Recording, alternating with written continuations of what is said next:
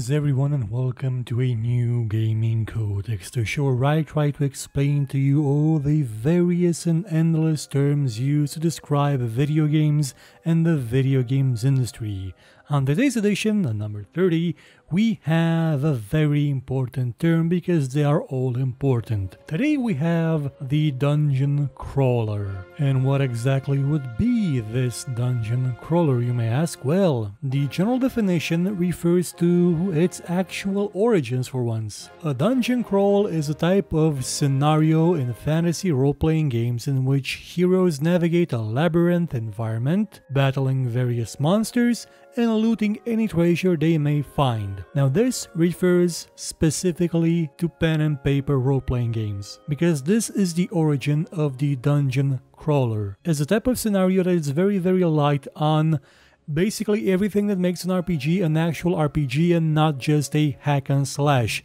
A succession of combat encounters that are peppered about with some traps and a bunch of loot. I am fairly certain that I mentioned in the RPG episode that an RPG is more than just combat, more than just statistics at its core, but that's more or less what we understand of it now in video games. Video games, the majority of them, the majority of role-playing games in video game form, are mostly descended from the dungeon crawler, because within this genre, within this species, you find the fundamentals of the genre. You find Akalabet, you find Ultima, you find Temple of Abshai, you find Telangard, you find Moray, you find basically every RPG made back in the day. Rogue itself, the progenitor of the roguelike genre, or the roguelite genre, is in itself a dungeon crawler, and all its successors are one as well. Even some of the most popular RPGs today are still dungeon crawlers. Diablo 3, absolutely an RPG. Path of Exile, same thing. Sure, you may not actually be constantly in a dungeon, but maybe on an overworld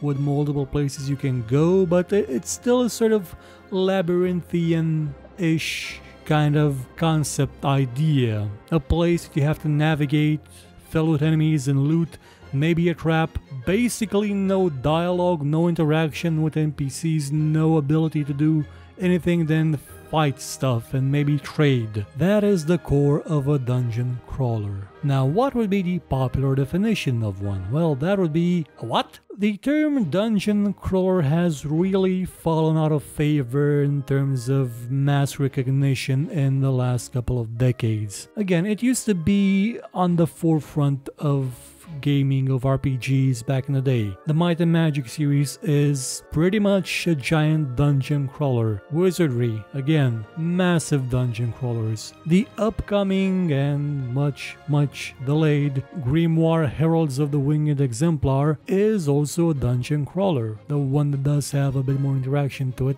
Yet at its core, it is still a dungeon crawler. When you break it right down, Dark Souls is a dungeon crawler, but you don't hear people refer to it as being one. Because honestly, what do you do in it?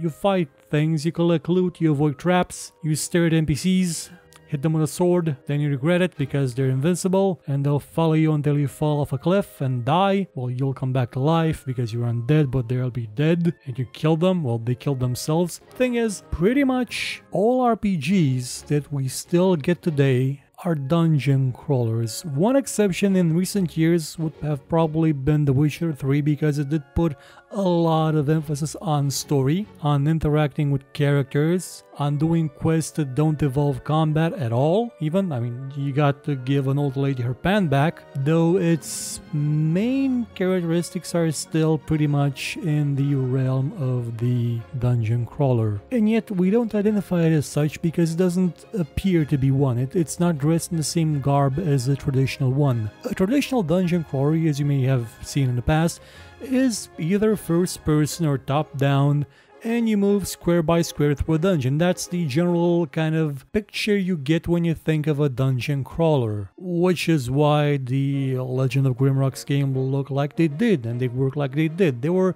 hurling back to the days of games like I Have the Beholder, again a superb dungeon crawler. But as much as some games that take place on overworlds like above ground can still be dungeon crawlers, there are some games that take place in dungeons which cannot be called one. For example, and probably one of the few ones, Ultima Underworld. It is a dungeon sim because it does not lose the more elevated, more complex interactions that you have with characters, with the environment. It's not just about killing and murdering your way to fat loot. You know what it is though? Doom. Doom can be considered kind of a dungeon crawler if you eschew the fact that it doesn't have any RPG components in terms of leveling up, but as a structure, as a core set of goals that you have and how it's designed, it is a dungeon crawler. Most great FPS games still have that kind of vibe to them, that they are made for you to explore